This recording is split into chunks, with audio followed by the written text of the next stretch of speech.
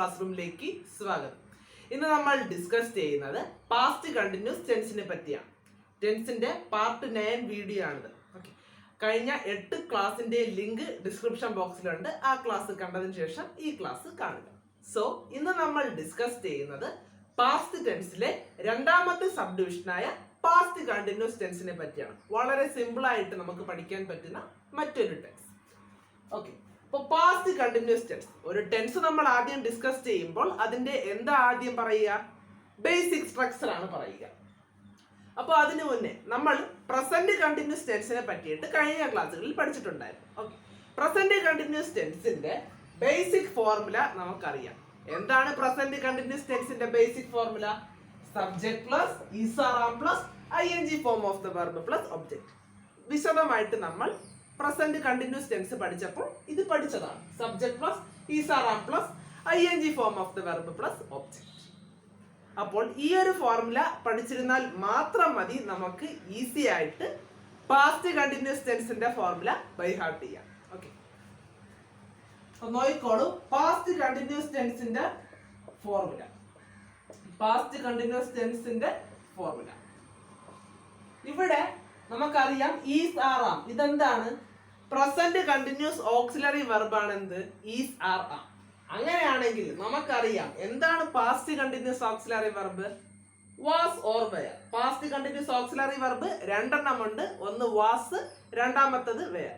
ഇതിൽ ഏതാണ് സിംഗുലർ ഏതാണ് പ്ലൂറൽ എന്ന് നമ്മൾ പഠിച്ചിട്ടുണ്ട്. വാസ് ആണ് സിംഗുലർ, വെയർ ആണ് പ്ലൂറൽ. ഓക്കെ, പാസ്റ്റ് കണ്ടിന്യൂസ് ടെൻസിൽ ഓക്സിലറി വെർബ് ഏതൊക്കെയാണ്? Was or were. അങ്ങനെയാണെങ്കിൽ പാസ്റ്റ് കണ്ടിന്യൂസ് ടെൻസിന്റെ ഫോർമുല എന്തായിരിക്കും? നിങ്ങൾക്ക് എന്നെ ഗസ് ചെയ്യാവുന്നതേ ഉള്ളൂ. സബ്ജക്ട് പ്ലസ് ഈസാറാമിനെ നമുക്ക് ഈസാറാമിന് പകരം എന്ത് ചേർക്കുക? വാസ് വെയർ ചേർത്താൽ മതി. വേറെ ഒരു മാറ്റവും വരുത്തേണ്ടതില്ല. Was or were plus ing form of the verb plus object. So present continuous ടെൻസിന്റെ ഫോർമുല ബൈ ഹാർട്ട് ചെയ്താൽ മാത്രം മതി നമുക്ക് എന്ത് ചെയ്യാം? പാസ്റ്റ് കണ്ടിന്യൂസ് ടെൻസിന്റെ ഫോർമുല പഠിക്കാം. ഒപ്പം ഈ ഒരു എന്താണ് പാസ്റ്റ് കണ്ടിന്യൂസ് ഓക്സിലറി വെർബ് എന്താണെന്ന് ഇവിടെ നമ്മൾ അറിഞ്ഞിരിക്കണം. ഇത് നമ്മൾ കുറെ എന്താണ് ട്രിക്കൊക്കെ വെച്ച് പഠിച്ചതാണ്. അത് വീണ്ടും എക്സ്പ്ലെയിൻ ചെയ്യുന്നില്ല. സോ എന്താണ് പാസ്റ്റ് കണ്ടിന്യൂസ് ടെൻസിന്റെ formula? Subject plus was or were plus ing form of the verb plus object. എങ്ങനെ വന്നു എന്ന് നിങ്ങൾക്ക് മനസ്സിലായി കാണും. സബ്ജക്ട് എഴുതുക, വാസ് ഓർ വെയർ എഴുതുക, ing form of the verb plus object. Subject plural ആണെങ്കിൽ നമ്മൾ എന്തെടുക്കും? വെയർ എടുക്കും. സബ്ജക്ട് സിംഗുലർ ആണെങ്കിൽ വാസ് എടുക്കും. അതും അവിടെ നിങ്ങൾക്ക് കാണാം. സോ നെക്സ്റ്റ് നമുക്ക് ഡിസ്കസ് ചെയ്യാനുള്ളത് പാസ്റ്റ് കണ്ടിന്യൂസ് ടെൻസിലെ സെന്റൻസ് കൺസ്ട്രക്ഷൻ. ഓക്കെ, അത് നമ്മൾ ബേസിക് സ്ട്രക്ചർ പഠിച്ചു. അതിനുശേഷം നമ്മൾ എന്താ ചെയ്യുക? സെന്റൻസിന്റെ കൺസ്ട്രക്ഷൻ. കഴിഞ്ഞ എല്ലാ ടെൻസ് നമ്മൾ ഡിസ്കസ് ചെയ്തപ്പോഴും അതായത് നമ്മുടെ ഒരു പാറ്റേൺ. ഇവിടെ നമ്മൾ അത് തന്നെ ഫോളോ ചെയ്യും. സോ നമ്മൾ കഴിഞ്ഞ എല്ലാ ക്ലാസ്സുകളിലും ധാരാളം സെന്റൻസസ് കൺസ്ട്രക്ട് ചെയ്തതാണ്. അപ്പോൾ എന്തായാലും അത്രയും എക്സാമ്പിൾസിലേക്ക് ഞാൻ കടക്കുന്നില്ല. ജസ്റ്റ് ഒരു 2 എക്സാമ്പിൾസ് എഴുതി കാണിച്ചു തരാം. ആ ഒരു മോഡലിൽ നിങ്ങൾക്ക് ഏത് സബ്ജക്ട് ഉപയോഗിച്ച് വേണോ പാസ്റ്റ് കണ്ടിന്യൂസ് ടെൻസിൽ എന്ത് ചെയ്യാം? എന്താണ് സെന്റൻസ് കൺസ്ട്രക്ട് ചെയ്യും. അപ്പോൾ നമുക്ക് ആദ്യം എന്താ? സബ്ജക്ട് വേണം. സബ്ജക്റ്റ് ആയിട്ട് നിങ്ങൾക്ക് നൗൺ എടുക്കാം, പ്രോനൗൺ എടുക്കാം, അത് നിങ്ങളുടെ ഇഷ്ടം. ഓക്കെ, അപ്പോൾ ഞാൻ ഇവിടെ തൽക്കാലം ഒരു നൗൺ എടുക്കുന്നു, ഒരു സിംഗുലർ നൗൺ എടുക്കുന്നു. ഹി എന്ന് പറയുന്ന ഒരു സിംഗുലർ നൗൺ ഇവിടെ ഞാൻ എടുക്കുന്നു. ഓക്കെ, അപ്പോൾ നമ്മുടെ ഫോർമുല അനുസരിച്ച് അടുത്ത് നമുക്ക് ഇവർ രണ്ടിലും ഒരാളെ ചൂസ് ചെയ്യണം. ചുമ്മാ അങ്ങ് ചൂസ് ചെയ്യാൻ പറ്റത്തില്ല. സോ ഇതിൽ നമ്മൾ ആരെ ചൂസ് ചെയ്യും? വാസിനെ ചൂസ് ചെയ്യും. കാരണം എന്താണ്? He singular. സോ ഇവിടെ നമ്മൾ സിംഗുലർ ആയിട്ടുള്ള വെർബിനെ ചൂസ് ചെയ്യണം.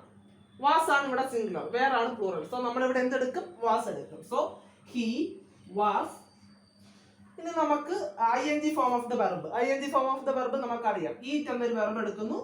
അതിന്റെ ing ഫോം എന്താണ്? ഈറ്റിന്റെ കൂടെ ing ചേർക്കുക. Eating, then finally and apple.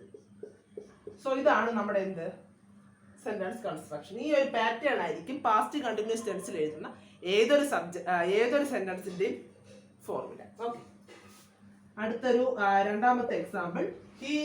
ഇപ്പോൾ നമ്മളൊരു സിംഗുലർ പ്രോനൗൺ എടുത്തു. ഞാനിപ്പോൾ ഇനി എന്താ ഒരു പ്ലൂറൽ പ്രോനൗൺ എടുക്കാം. ദേ എന്ന് പറയുന്ന ഒരു പ്ലൂറൽ പ്രോനൗൺ എടുക്കാം. അപ്പോൾ നിങ്ങൾക്ക് തന്നെ പറയാൻ സാധിക്കും ഇതിൽ ഏതായിരിക്കും വരിക? വെയർ ആണ് വരിക. കാരണം ദേ പ്ലൂറൽ ആയതുകൊണ്ട് വാസ് ഓർ വെയറിൽ പ്ലൂറൽ ആയിട്ടുള്ള വെയറിന് എടുക്കുക. So they were playing. So played ing playing football. So ഇതാണ് ഇതിന്റെ. Okay, they were playing football. So ഇപ്പോൾ ഞാൻ 2 എക്സാമ്പിൾ എഴുതിയിട്ടുണ്ട്. ധാരാളം എക്സാമ്പിൾ നിങ്ങൾക്ക് ട്രൈ ചെയ്യാം. ഇനി അടുത്തെന്താണ് ഇവരുടെ നെഗറ്റീവ് എഴുതാം. എങ്ങനെ നമ്മൾ നെഗറ്റീവ് എഴുതി? ഓക്സിലറി വെർബിന് ശേഷം നോട്ട് ചേർക്കും. അങ്ങനെയാണെങ്കിൽ ഇവിടെ എന്തായിരിക്കും negative? He was eating an apple. ഈ സെന്റൻസിന്റെ നെഗറ്റീവ് എന്തായിരിക്കും? ഓക്സിലറി വെർബിന് ശേഷം നോട്ട് കൊടുക്കാം. നമുക്ക് ഇവിടെ കാര്യങ്ങൾ ഈസിയാണ്, കാരണം ഓക്സിലറി വെർബ് നമുക്ക് തന്നിട്ടുണ്ട്. ഇല്ലെങ്കിൽ നമ്മൾ എന്ത് ചെയ്യും? മെയിൻ വെർബിനെ സ്പ്ലിറ്റ് ചെയ്തൊക്കെ എടുക്കും. അതാണ് നമ്മൾ കഴിഞ്ഞ ക്ലാസ്സിൽ പാസ്റ്റ് സിമ്പിൾ പഠിച്ചത്. ഇവിടെ അതിന്റെ ആവശ്യമില്ല. സോ വാസ് ഉണ്ട്. നെഗറ്റീവ് എങ്ങനെ വരും? ഓക്സിലറി വെർബിന് ശേഷം നോട്ട്. സോ വാസിന് ശേഷം not. He was not eating an apple. അങ്ങനെയാണെങ്കിൽ ഇത് ഈസിയാണ്. They were playing football. ഇതെങ്ങനെ വരും? They were not playing football. ഇനി എക്സ്പ്ലെയിൻ ചെയ്യേണ്ട ആവശ്യമില്ല എന്ന് തോന്നുന്നു. ജസ്റ്റ് എന്ത് ചെയ്യുക? ഓക്സിലറി വെർബിന് ശേഷം നോട്ട് ചെയ്യുക. അടുത്ത എന്താണ് ചെയ്തത്? നമ്മൾ സെന്റൻസ് എഴുതി, നെഗറ്റീവ് എഴുതി. അടുത്തെന്താണ്? ഇൻട്രോഗേറ്റീവ് ആണ് എഴുതാനുള്ളത് അല്ലേ? ഇൻട്രോഗേറ്റീവ് ആണ് എഴുതാനുള്ളത്. ഇതിന്റെ ഇൻട്രോഗേറ്റീവ് എങ്ങനെ എഴുതും?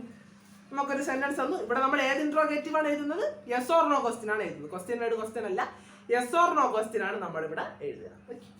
So he was not eating an apple. Not വേണ്ട, he was eating an apple. Okay, he was eating an apple. ആ ഒരു സെന്റൻസിന്റെ ഇൻട്രോഗേറ്റീവ് എങ്ങനെ എഴുതും?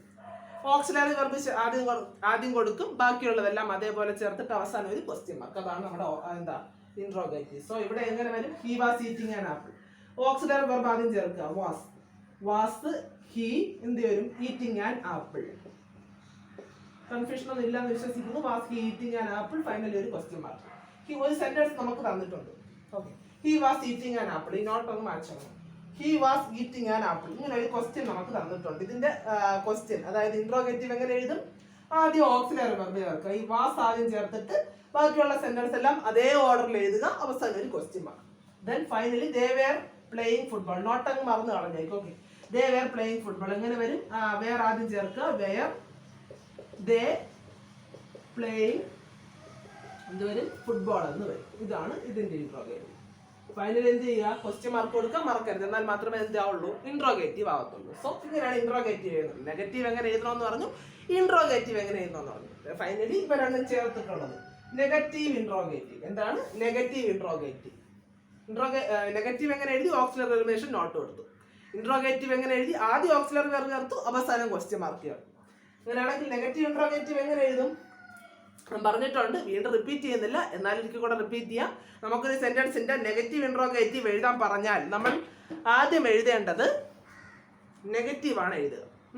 നെഗറ്റീവ് ഇൻട്രോഗേറ്റീവ് ആണ് എഴുതാൻ പറഞ്ഞാൽ നമ്മൾ ആദ്യം എഴുതേണ്ടത് ആ സെന്റൻസിന്റെ നെഗറ്റീവ്. അതിനുശേഷം മാത്രമേ അതിന്റെ നെഗറ്റീവ് ഇൻട്രോഗേറ്റീവ് എഴുതാൻ പാടത്തുള്ളൂ. ആദ്യമേ നമ്മൾ എഴുതി അത് തെറ്റാൻ ചാൻസ് കൂടുതലാണ്. സോ നമുക്ക് he was eating an apple എന്ന് പറയുന്ന സെന്റൻസിന്റെ എന്ത് എഴുതണം? നെഗറ്റീവ് ഇൻട്രോഗേറ്റീവ് എഴുതണം. സോ അതിന്റെ നെഗറ്റീവ് ആദ്യം എഴുതുക. He wasn't eating an apple. അങ്ങനെയാണെങ്കിൽ അതിന്റെ നെഗറ്റീവ് ഇൻട്രോഗേറ്റീവ് എങ്ങനെ വരും? ഓക്സിലറി വെർബ് ആദ്യം ചേർക്കുക. വാസ്ന്റ് ഹി ഈറ്റിംഗ് ആൻ ആപ്പിൾ. അല്ലെങ്കിൽ മറ്റൊരർത്ഥത്തിൽ പറഞ്ഞാൽ നിങ്ങൾക്ക് ഏത് വേണം ട്രൈ ചെയ്യാം. അല്ലെങ്കിൽ ഇങ്ങനെ ഒരു സെന്റൻസ് തന്നിരുന്നാൽ ആദ്യം ഇതിനെ ഇൻട്രോഗേറ്റീവ് ആക്കാം. ഇങ്ങനെ ഇൻട്രോഗേറ്റീവ് ആക്കാം, നെഗറ്റീവ് ആക്കാം. ഇതിൽ നിങ്ങളുടെ ഇഷ്ടം. ഇപ്പോൾ ഇൻട്രോഗേറ്റീവ് ആണെങ്കിൽ was he eating an apple. അങ്ങനെയുള്ള നെഗറ്റീവ് ഇൻട്രോഗേറ്റീവ് ഇങ്ങനെ വരും. ഓക്സിലറി വെർബ് നോട്ട് കൊടുക്കുക. വാസ്ന്റ് ഹി ഈറ്റിംഗ് ആൻ ആപ്പിൾ. ഇതാണ് അതിന്റെ എന്ത്? Negative interrogative. കൂടുതൽ ഈസി ഇതാണെന്ന് തോന്നുന്നു കേട്ടോ. എന്തായാലും നെഗറ്റീവ് എഴുതിയാലും കുഴപ്പമില്ല. ഏതെങ്കിലും ഒരു മെത്തേഡ് നിങ്ങൾക്ക് ഈസി ആയിട്ടുള്ള മെത്തേഡ് നിങ്ങൾ തന്നെ എടുത്തോളൂ. ഇപ്പോൾ അടുത്തൊരു സെന്റൻസ് നമുക്ക് തരുന്നു, they were not playing football. ഇതാണ് they were not playing football. ഇതിന്റെ നെഗറ്റീവ് ഇൻട്രോഗേറ്റീവ് എങ്ങനെ വരും? വെയറിന്റെ ദേ പ്ലേയിങ് ഫുട്ബോൾ. വെയറിന്റെ ദേ പ്ലേയിങ് ഫുട്ബോൾ. ഫൈനലി ഒരു ക്വസ്റ്റ്യൻ മാർക്ക്. മറ്റൊരു എക്സാമ്പിളൂടെ എന്തായാലും എന്ന് പറയാം. ഒരു കൺഫ്യൂഷൻ മാറി കിട്ടും നിങ്ങൾക്ക്. അങ്ങ് ഒരു നൗൺ എടുക്കാം, പേരെടുക്കാം. സോ ജോബിൻ, എന്റെ പേര് ജോബിൻ വാസ് ഗോയിങ് ദയർ. എന്താണ്? Jobin was going there. ഈ ഒരു സെന്റൻസിന്റെ നെഗറ്റീവ് ഇൻട്രോഗേറ്റീവ് എഴുതണം. എങ്ങനെ എഴുതും നമ്മൾ? ആദ്യം നെഗറ്റീവോ ഇൻട്രോഗേറ്റീവോ ഏത് വേണോ എഴുതിക്കും. ആദ്യം ഞാൻ ഇവിടെ തൽക്കാലം ഇൻട്രോഗേറ്റീവ് എഴുതുന്നു. അതാണ് കുറച്ചുകൂടി ഈസി എന്ന് തോന്നുന്നു. So Jobin was going there. ഇതിന്റെ ഇൻട്രോഗേറ്റീവ് എങ്ങനെ വരും? ഓക്സിലറി വെർബ് ആദ്യം ചേർക്കുക, ബാക്കിയില്ല അതേപോലെ. Was Jobin going there.